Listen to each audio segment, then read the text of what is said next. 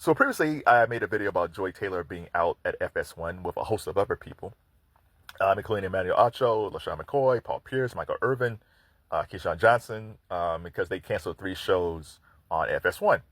And I was wondering on the other video, I wonder what they're going to do. They should let Cowan Cowherd figure out, they should Cowherd kind of put something together. But then I saw this.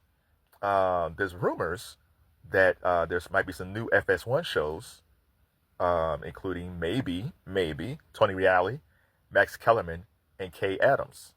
Let me tell you, if they're able to bring those 3 over to FS1, that would be a coup upon coup upon a coup. That is whoever idea this is a genius if it works. So let's go through all 3 of them. Kay Adams, she has the Up and Adams show in the mornings on FanDuel. Really good show, really entertaining. She's not even in the studio. It's like she's in her home and she's doing a Zoom thing and she's just interviewing athletes. It's really good. I don't know who her glam squad is at 5 o'clock in the morning, but they do a fantastic job. I've never seen a woman look like that early in the morning. That's crazy. But she is an excellent interviewer. She does long form interviews. And she's able to get top guests. She just had Patrick Mahomes.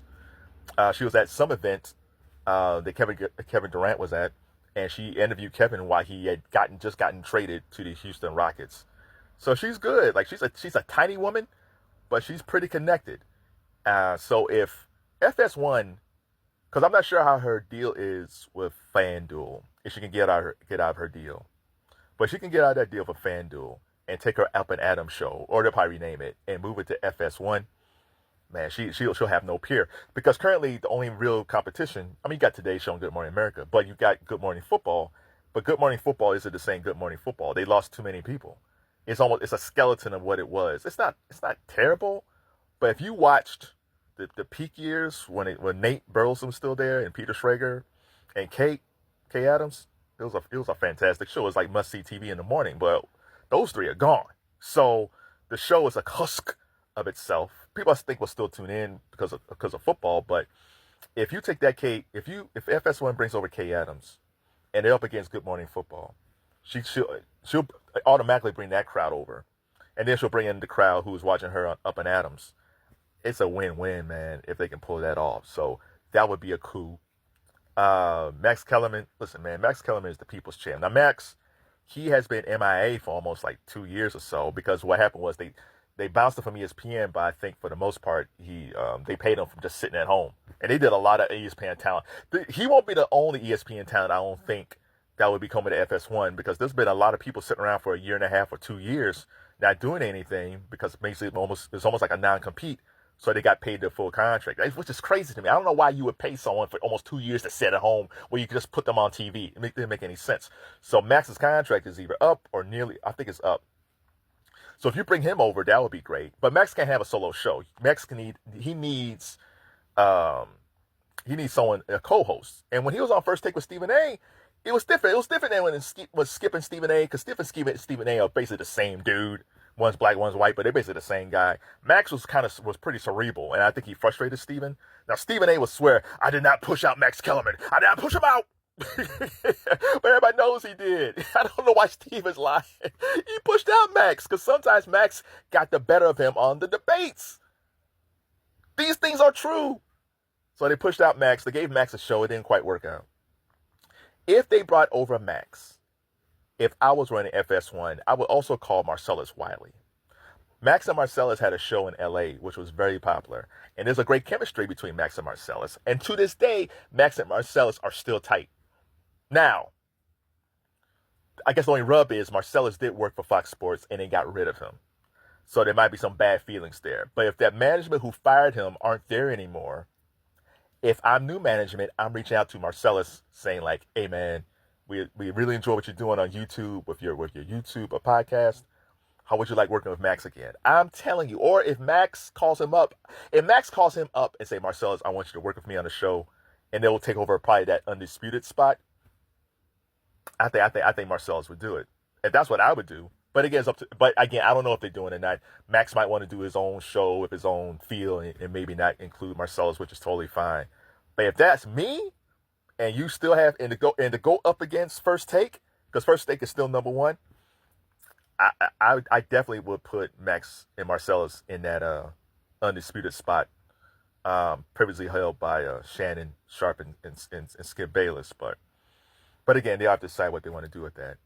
And now we got Tony Reali. Tony Reali was host of Around the Horn for years, and for some dumb reason they canceled the show. FS1 had a show that was kind of like Around the Horn. It wasn't as good. The guys that they had in the boxes, they were arrogant. They were lame and arrogant. I didn't like them at all.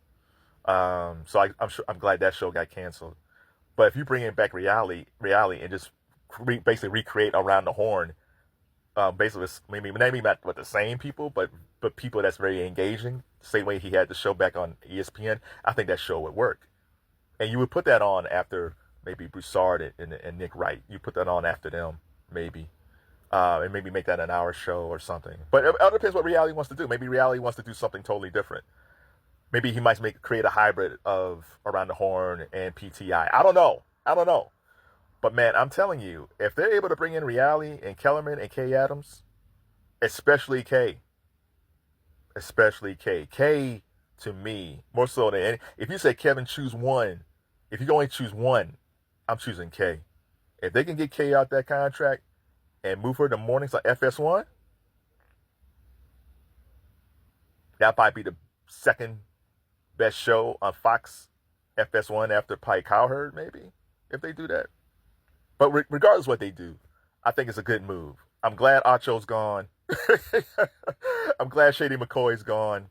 I like Paul Pierce. Paul Pierce has grown on me. I didn't like Paul Pierce as much on ESPN, but he's grown on me since he's become an internet sensation. Michael Irvin's all right. Michael Irvin always lands on his feet. I'm surprised, I think they'll find us someplace with Keyshawn. And Joy Taylor, she's hot, but she might be too hot right now. I said this in the previous video. It's because she still got that harassment suit with that hairdresser that's going after Fox Sports. And then all that news came out that, allegedly Joy slept with Charlie Dixon, the head guy at FS1. She might be too hot of a property to hire if I'm another network. But, she'll do fine. She got her shows online, so she'll be okay. So, what do you guys think about Tony Reali, Max Kellerman, or Kay Adams coming over? Good idea? Not a good idea? And who else do you think would be a great fit for FS1? Because again, we still got a lot of talent that was from ESPN who went off the air, but it was still being paid by ESPN, so they couldn't go anywhere for about a year and a half to 2 years. So is there anybody else that was from ESPN that they basically told them you can't go anywhere, but we'll pay you to sit at home? Who else would you like to bring over to FS1 if their contract is up from ESPN? I'll tell you this. One more before I go, Stan and Neil. If because they don't have FS1 don't have a late night show. They don't have a sports they don't have like a sports center show like at 6 o'clock or 11 o'clock at night.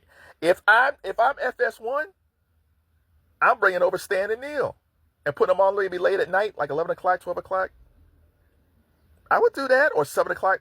I don't know, 10 o'clock. Like, I'll also bring over Stan and Neil because I think they got screwed over on ESPN too. Honestly, I don't even know what ESPN is doing, but whatever they're doing is FS1's game.